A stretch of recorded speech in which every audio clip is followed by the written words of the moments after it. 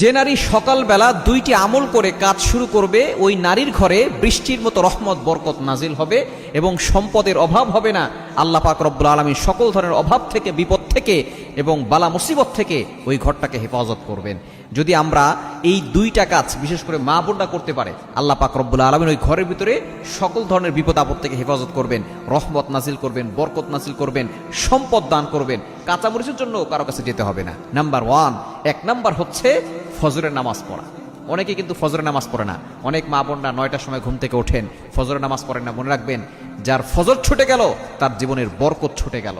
কারণ এই ফজরের সময়ের জন্য আল্লাহ পাক রব্বুল আলামিনের কাছে নবী সাল্লাল্লাহু আলাইহি ওয়াসাল্লাম নিজে দোয়া করেছেন, বুখারী শরীফের হাদিস, আল্লাহুম্মা বারিক লি উম্মতি ফি বুকুরিহা, আয় আল্লাহ আমার উম্মতের সকালটা তুমি বরকতময় করে দাও। আল্লাহ তাআলা সেই দোয়া কবুল করে নিয়েছেন। এজন্য ফজর হচ্ছে বরকতময়। এজন্য যারা ফজর পড়ে আল্লাহ পাক রব্বুল আলামিন তাদের জীবনে বরকত দেন। যারা ফজর পড়ে না তাদের জীবনে কোনো বরকত থাকে না। 1 নাম্বার, ফজরের নামাজ যে নারী পড়বে ওই নারীর কপাল খুলে যাবে, ওই নারীর ঘরের ভিতরে আল্লাহ পাক রব্বুল আলামিন রহমত বরকত নাজিল করবেন। 2 নাম্বার হচ্ছে কোরআন তেলাওয়াত। সূরা ইয়াসিন অবশ্যই পড়ার চেষ্টা করবেন।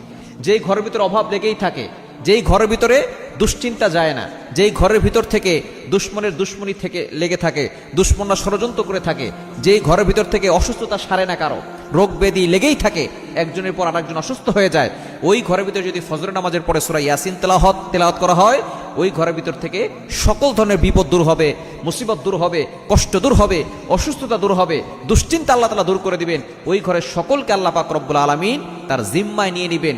দুনিয়ার কেউ তাদেরকে ক্ষতি করতে পারবে না। এই 2টা কাজ করবে। 1 নাম্বার ফজরের নামাজ, 2 নাম্বার হচ্ছে সূরা ইয়াসিন তেলাওয়াত করবে। আর যদি কোরআন তেলাওয়াত করতে পারে অন্যান্য সূরা এবং 5 পৃষ্ঠা 10 পৃষ্ঠা যতটুকু পারে পড়তে পারে, কারণ কোরআনের ভিতরে আল্লাহ পাক রব্বুল আলামিন সবকিছু দিয়েছেন। সুতরাং এই 2টা কাজ করলে, এই 2টা কাজ করার পরে যদি কাজ শুরু করে, ওই প্রত্যেকটা কাজের ভিতরে আল্লাহ তাআলা বরকত দান করে।